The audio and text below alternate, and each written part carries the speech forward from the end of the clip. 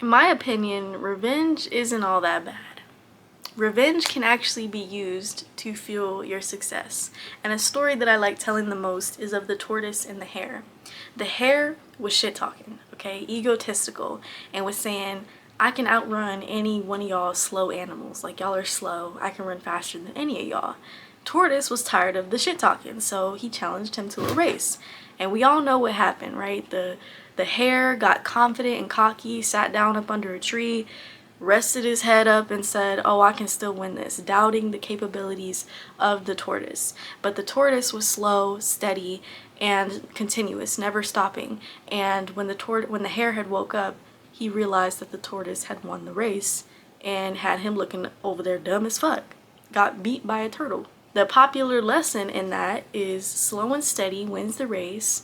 But also another lesson that I derived from that was that the underdog always wins. I resonate with being the underdog. I feel like I've been the underdog in my family. And when you're born to break generational curses, you're pretty much about the only one that can see through the bullshit, that can see through the illusions, through the chaos. I always grew up questioning, wondering why my mom was the way she was, why did she always come home in such a bad mood? Why did I feel like she didn't love me as much as she loved my dad? Why didn't my dad say anything about any of the stuff that my mom was doing to us? And I just questioned a lot. I was curious a lot growing up, and I was always told to shut the fuck up, sit down, I'm just a kid, I don't know anything. And as I got older, I started challenging my mom, and we got into fights, and I continued this generational curse. It was just a whole thing. And my parents were one of the first people who abandoned me and rejected me, like literally brushed me to the side and didn't want anything to do with me. In fact, some of the most horrible things that I've heard about myself came from the mouth of the woman who gave birth to me, came from my father. And I'll never forget it. That shit stays with you. I will never forget any of the things my mom has said to me that my dad has done. Okay, because although it doesn't affect me as much, like I'm not gonna sit here and boo-hoo about it anymore, but I don't forget. I remember word for word when my mom posted on Facebook talking about, I hate you with every breath in my body. I knew from the day you were born you were going to be a no good piece of shit. Mommy's coming for you, little bitch. I'm gonna put you down like the dog that you are. Exact words, verbatim, because it never left me. I feel like every single word, every single thing that my mom has spoken to me is right here. I don't forget. And when my mom was on top of me, beating the shit out of me, guess who stood back and watched? My father, saying stop, stop, stop, until eventually I was kicked the fuck out, forgotten about, erased. They tell my siblings to never be like me. I can't even talk to my siblings, because my mom is still holding a grudge against me. My parents are still holding a grudge against me. Years later, I was 15 when all that shit happened, and I'm 20 now, about to be 21. So that was the first time that I was overlooked, abandoned, and rejected. Then I jumped from family member to family member. Same generational curse playing out. Nobody talked about anything. They were all just looking for somebody to place the blame on. I was the reason for all of their problems. I've had shit thrown up in my face. I've had things used against me. All of the stuff that I confided in relatives about used and thrown against me, called crazy by almost every single one of them. That I'm never, and a popular one is that I'm never going to be shit. Until eventually I was homeless at 17 years old, having to do the shit by myself. Having to heal by myself, having to sit with all of the shit that was placed on to me by myself. And when I first started my healing journey, my main focus was forgiveness, okay? Me saying revenge is not me saying get back at them specifically. It's not me saying that I have some sort of grudge or vendetta against anyone. It's all love. It's always all love. But when I'm talking about revenge, I'm talking about alchemization. When I was homeless, it was one of the most painful things that I've had to deal with in a while. Even worse than my parents, I think, because I was betrayed. I was staying with a person that I trusted, that I confided in, that was supposed to be the adult in my life, that was supposed to be the guardian. They called me their daughter. They accepted me in their family for almost 3 years. And I thought, finally, I have someone to go to. Even though my intuition picked up on little things here and there that just didn't seem right. Little hints of jealousy, little petty things that I just let slide because I didn't want to cause any problems. I couldn't cause any problems because if I did, my worker was called. I, at any point, could be kicked the fuck out and sent to another group home, another shelter. So I had to kind of let it slide. But when I was on my own, oh, those rose-colored glasses came off and I saw the person for who they were. I saw the person for everything that they did. And it hurt because I trusted this person with a lot. I told them everything. And coming from trauma, when you can never talk about shit and somebody finally presents themselves to be a safe space, oh, I said everything. I put everything out on the table. Mind you, I was 15, 16 at the time. So I had a lot. I had a lot to process. I had a lot to unpack. Like, all of the shit that I had gone through up until this point, it felt like I could finally breathe. And not to say that I didn't do shit, not to say that I didn't make mistakes or that I didn't have a part to play, but at the same time, it's like, I was a kid, I was a teenager, and I needed somebody. All my shit was thrown out in the garage, and I had nowhere to go. And I knew that I could not lean on any family members. And like I said, when I first started I had already been on my healing journey, I had already been on my spiritual journey, but when I was by myself, I started asking myself, okay, what can I learn from this? What within me can I change to be a better person from this situation? How can I forgive? I knew that holding a grudge or having any resentment or holding on to pain was only going to make me just like my family. I knew that I had to make a different choice, and so I did. I made a choice to heal. I made a choice to feel my emotions. You guys wouldn't even believe how many nights I spent living in a shelter, crying, my eyes out, bawling, spending my birthdays alone, feeling like I had, actually not even feeling, knowing that I didn't have anybody. I didn't have any fucking family. And I cried about it all the time. Like, even the staff, I would go to the staff members crying, asking, what is wrong with me? Why doesn't my family love me? Why did all of this shit happen? I was searching for meaning. I was searching for purpose behind all of the shit that I went through. And now I'm at a phase in my life where I'm building by myself. I mentioned a couple months ago on my social media that I was going ghost.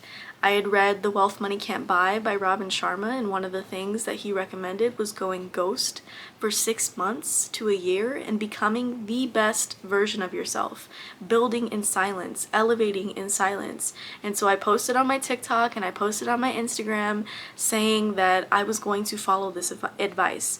And I'm 3 months in, and I'm realizing that, like, the revenge is really justice. Honestly and wholeheartedly. The things that I'm doing right now is preparation.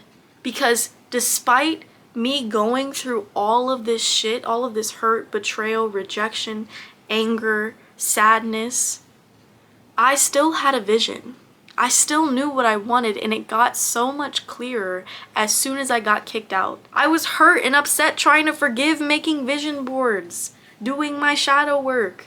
I have the space and the opportunity to become everything that I said I would. I'm building systems, learning from people who have walked the path, making my own blueprint, following my destiny. I am being led towards my destiny right now. And I think one of the biggest things that a lot of successful people go through is a period of solitude. A long period of solitude where nobody sees what they're doing, where nobody validates anything. It's just them and God. And that's where I'm at right now. It's me and God, because I finally made that choice. For so long, for years, I was avoiding being by myself because it felt painful. It meant that I had to let go of my parents. It meant that I had to grieve what I lost during childhood, what I never got. It meant that I had to sit with the pain that I felt from the people who were supposed to protect me.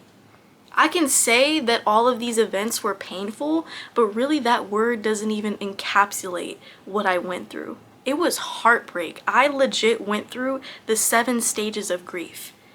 And now I have the blueprint. I'm building the systems. I'm focusing on my process to get to where I want to go, because there is no plan B. I know what I want. I have the vision, and it is a promise. God promised me that this was going to happen. And you want to know how I know that God promised me? Because God gave me the vision. And also for so long, I was trying to get people to understand the vision, which is why I would come on social media and I would share all of this information. I would share all of my knowledge and my tools, but I will even hold myself accountable. I was only sharing it, but not really applying it. I was talking because I wanted the validation. I wanted somebody to tell me that I wasn't crazy. I wanted someone to be like, yeah, I get you, I understand you. But no one would. No one would, because they were not supposed to. And now that I've finally taken that time to be alone, I am building the life of my dreams in silence, in the background. I'm not even gonna talk too much on that, because when I pop out, I'ma just pop out, and that's gonna be that. All of the shit that I've been through, all of the shit that you've been through can either make you or break you. You can take the rocks that people have thrown at you and turn them into gems. You can take your pain, your sadness, your depression, your anger, and you can use it to fuel your success. That is your revenge. For me, it is justice for my inner child. It is me standing up, reparenting myself and saying, nah, y'all wasn't right. Y'all was dead fucking wrong. Because on my whole journey, I doubted myself. I had to believe in myself. I had to tell myself I wasn't crazy. I had to validate myself. I did. It's that anger that's fueling up that, how fucking dare you? How dare you treat me like you've treated me? How dare you? How fucking dare you? That's how I feel. How dare you? While I was going through all of this shit, while I was suffering, you laughed at me. And now, you're gonna have to watch me succeed. You're gonna get front row tickets. God is gonna build that table, and you're not gonna eat. You're not invited. Like, sorry. Like, that is the mentality that I have. Now, I'm not saying it's, oh, I hate them and I'm gonna do this solely just so they can see my success, and I'm just gonna prove to them that I'm not the type of person that they say I am. That's not where I'm coming from. It's coming from myself. Like, it's not me trying to project any hatred or any negativity towards my family or towards anyone who has done me wrong. It's all love. Like I said, it's all love. But when I'm doing that extra rep in the gym, knowing that people are counting on me to fail, expecting me to fail, it keeps me going. I can do a little bit more. Like, I can push myself a little bit more. When I'm working on all of my back end stuff, when I'm becoming the person who God has called me to be, knowing that there are people who do not want me to step into that makes me run towards it even faster. That's the thing. Like, that's what I use it for personally. That's what I use the revenge for personally. It's like, for example, maybe your ex cheated on you or something, right? Say your ex cheated on you, and now you gotta go level up. That's really how villains are made. You did me wrong, so now I'm going to become the best version of myself. I'm going to show the fuck up and show out because I deserved better. My pain has led me to become such a driven and ambitious person. It has led me to become a dreamer, a visionary, someone who won't give up, someone who won't fit into any box or conform to any standards. The people who have hurt you have actually helped you. Because I was abandoned and rejected, I learned at an early age that no one is coming to save me. If I want something, I need to go out and get it myself. Nothing is going to change unless I do. I have discovered my power through my pain. I have discovered my purpose through my pain. If it wasn't for the pain, then I don't think I would have purpose. I think they go hand in hand. I'm not a victim. I don't want you to feel bad for me. I want you to be inspired by me. I want you to feel uplifted by me. Because the shit that I've been through, you would expect me to be down. Again, classic underdog story. You would expect me to be down in the dumps. Not where I'm at today. Not where I'm at today. And I have built this for myself. Of course, I had people help me along the way, but the work I did. I put in that work. And so now I'm using it as momentum to propel me towards my future, towards my dream reality. I'm taking all of the gifts that my herders have given me, and I'm using it to my advantage. This is alchemy, you guys. It's transforming one thing into another. And a perfect story of that, a perfect example of that is Jesus. Bro literally was on the cross and people was against him. People wanted to hurt him, to unalive him. They did unalive him. And he still said, "Forgive them because they know not what they do." He understood that people can only act out of the consciousness that they are operating in. And when people are stuck in an illusion, when your family is stuck in an illusion, there can be no one to come and save them but themselves. So if they choose to remain under the illusion, then the actions that they are taking is coming from that lower state of consciousness. They really don't know what they're doing. They really, like, my parents can't even comprehend that the actions that they're taking, that their behavior is wrong. They will never admit that they're wrong, ever. I messaged my dad after like 5 years of not talking to him. I messaged him, and the first thing he said to me was, "Oh, I treated you like an angel since the day you were born." What? No hi, hello, how are you? How's your life been? None of that. Only talks about himself, literally only talks about himself. But he's in that consciousness. He can't understand anything that he's doing, and he's not willing or able to take accountability. So I cannot blame him. I don't blame any of my family members, but I do use their words. I do use the things that happen to me to fuel where I'm going. And where I'm going is so great. That's all I gotta say, is so great. Like, and I hope that you guys understand this too. You may be going through a dark season in your life. You may be going through a tower moment, but please, please, please try to understand that this is laying the groundwork for your success if you choose to take that opportunity. Do not be a victim of your life. Take everything that has happened to you, every emotion that you felt, all of that pain, and say, you know what? How fucking dare you? I am going to become the best version of myself that my light shines for everybody to see. Give your inner child justice, because it is up to you. It is up to you to prove to yourself that people were wrong about you, that you are not who they said that you were. It is time for you to reclaim your power, okay? So yeah, I just wanted to pop in, check in real quick, and share that message. Like I said, it's been 3 months of me solely focusing on myself, and it's been peaceful over here. I'm going to continue to remain in solitude for a long minute. I'm building things. I'm just working on shit. I'm not even gonna say too much. That's it. Like, that's it.